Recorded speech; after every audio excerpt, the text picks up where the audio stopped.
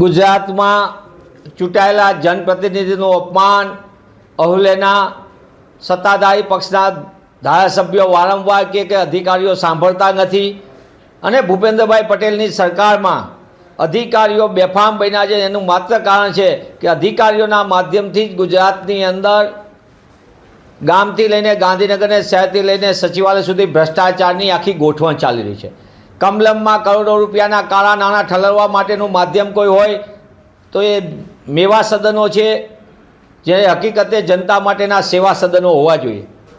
પણ એ વડોદરાના ધારાસભ્યો, ચૂંટાયેલા સરકારના સત્તાધારી પક્ષના ધારાસભ્યો રજૂઆત કરે કે અધિકારીઓ અમને ગાંઠતા નથી. સુરેન્દ્રનગરના જિલ્લાના ધારાસભ્યો કે અમને ગાંઠતા નથી.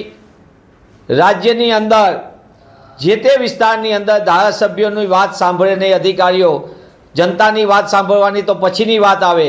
તેવા સંજોગોમાં ફરી એક વખત દાહોદની અંદર સંકલન સમિતિની બેઠકની અંદર ભાજપાના ધારાસભ્યએ રજૂઆત કરી કે ટીડીઓથી માંડીને કોઈ અમને સાંભળતા નથી. એક તરફ અધિકારી રાજ, મંત્રી પુત્રોનો બેફામ ભ્રષ્ટાચાર, મંત્રીઓના આશીર્વાદથી એમના સગાવાલા લૂંટનો કારોબાર ચલાવે અને કૌભાંડીઓને કમલમ શરણ આપે.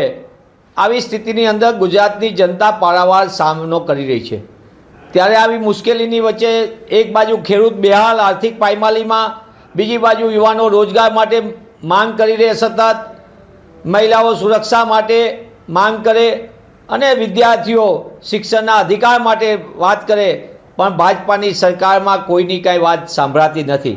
આ સંજોગોની અંદર જે રીતે ભાજપાના સત્તાધારી પક્ષના જ ધારાસભ્યો કહી રહ્યા છે કે અધિકારીઓ સાંભળતા નથી, એ જ દેખાડે છે કે ગુજરાતમાં ચૂંટાયેલા જનપ્રતિનિધિ બદલે, લોકતાંત્રિક પ્રક્રિયાને બદલે અધિકારી રાજ હાવી થઈ ગયું છે અને એના કારણે ભ્રષ્ટાચાર પણ બેકાબૂ થયો છે અને જનતાના પ્રશ્નોને સાંભળવાનું કોઈ વ્યવસ્થા તંત્ર નથી. એટલે કે આખી સરકારની અંદર પોલિસી પેરાલિસિસ સ્પષ્ટ દેખાય છે.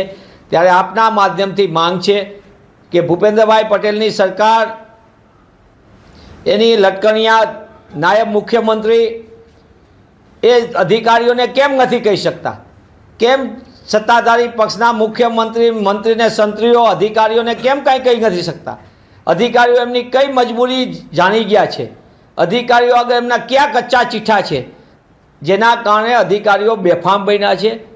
એ પછી પ્રદૂષણ નિયંત્રણ બોર્ડ, જે પૈસા કલેક્શન બોર્ડ છે, ફૂડ સેફ્ટીનું હોય એમાં પણ બેફામ ભ્રષ્ટાચાર, અન્ન નાગરિક પુરવઠા બેફામ ભ્રષ્ટાચાર, વિભાગો વચ્ચે ગૃહ વિભાગ હોય, શહેરી વિકાસ વિભાગ હોય, મહેસૂલ વિભાગ, બધા વચ્ચે ભ્રષ્ટાચારની હરીફાઈ ચાલે છે.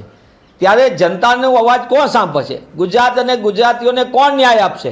આ સમગ્ર બાબતને લોકોની વચ્ચે પણ કોંગ્રેસ પક્ષ સતત જઈ રહી છે. અમે સૌરાષ્ટ્રમાં પણ ખેડૂત આક્રોશ યાત્રા કરી, કારણ કે કમોસમી વરસાદ, કુદરતની થાપાટના કારણે ગુજરાતનો ખેડૂત, ખેતી અને ગામડું બરબાદ થયા છે.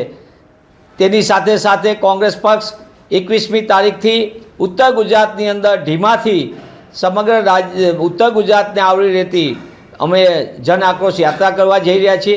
આ સમગ્ર બાબત જ દેખાય કે રાજ્યની અંદર જે રીતે સમૂહ સૂત્ર રહીને પ્રજાનો અવાજ સંભળાવવો જોઈએ, એની બદલે કમિશનખોરો, કૌભાંડીઓને રક્ષણ મળી રહ્યું છે.